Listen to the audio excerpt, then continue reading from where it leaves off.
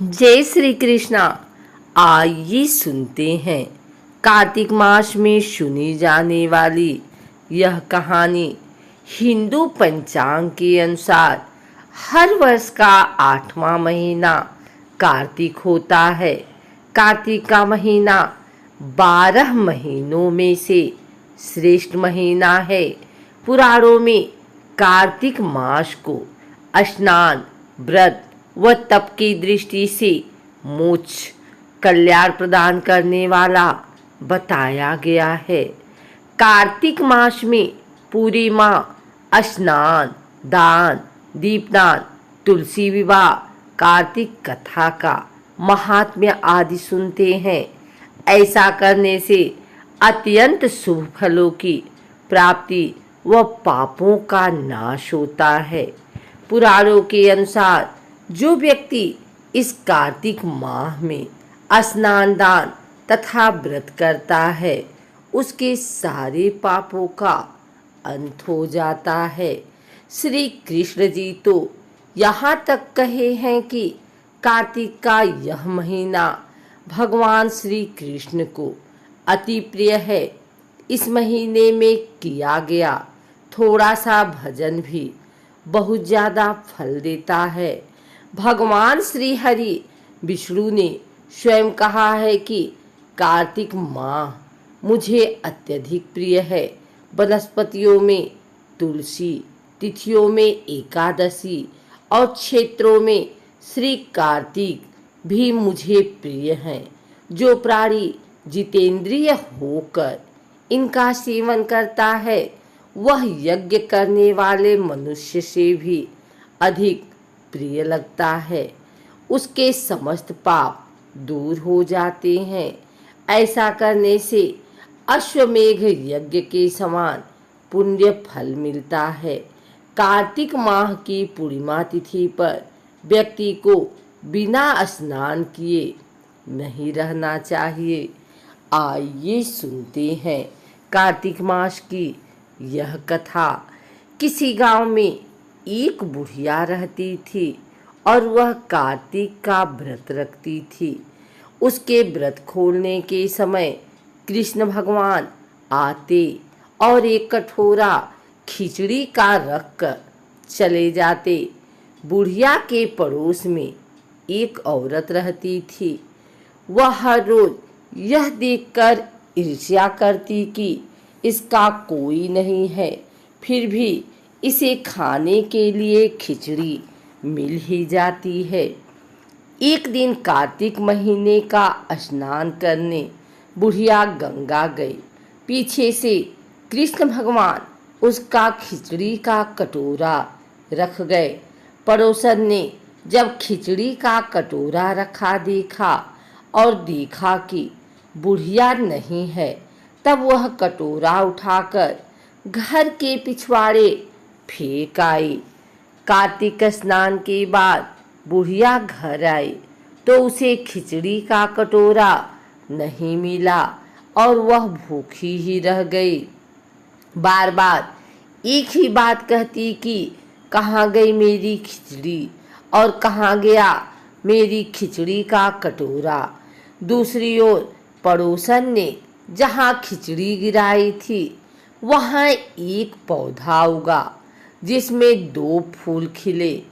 एक बार राजा उस ओर से निकला तो उसकी नज़र उन दोनों फूलों पर पड़ी और वह उन्हें तोड़कर घर ले गया।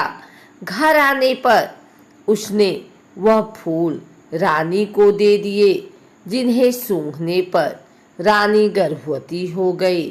कुछ समय बाद रानी ने 2 पुत्रों को जन्म दिया। वह दोनों जब बड़े हो गए तब वह किसी से भी बोलते नहीं थे, लेकिन जब वह दोनों शिकार पर जाते तब रास्ते में उन्हें वही बुढ़िया मिलती जो अभी भी यही कहती कि कहाँ गई मेरी खिचड़ी और कहाँ गया मेरा कटोरा। बुढ़िया की बात सुनकर वह दोनों कहते कि हम हैं तेरी खिचड़ी और हम हैं तेरा कटोरा। हर बार जब भी वह शिकार पर जाते तो बुढ़िया यही बात कहती और वह दोनों वही उत्तर देते। एक बार राजा के कानों में यह बात पड़ गई। उसे आश्चर्य हुआ कि दोनों लड़के किसी से नहीं बोलते, तब यह बुढ़िया से कैसे बात करते हैं। राजा ने बुढ़िया को राजमहल बुलवाया और कहा कि हमसे तो किसी से ये दोनों नहीं बोलते हैं, तुमसे ये कैसे बोलते हैं। बुढ़िया ने कहा, महाराज, मुझे नहीं पता कि ये कैसे मुझसे बोल लेते हैं। मैं तो कार्तिक का व्रत करती थी और कृष्ण भगवान मुझे खिचड़ी का पेला भर कर दे जाते थे। एक दिन मैं स्नान करके वापिस आई तो मुझे वह खिचड़ी नहीं मिली।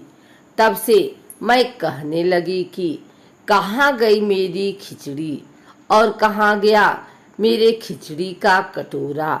तब इन दोनों लड़कों ने कहा कि तुम्हारी पड़ोसन ने तुम्हारी खिचड़ी फेंक दी थी तो उसके 2 फूल बन गए।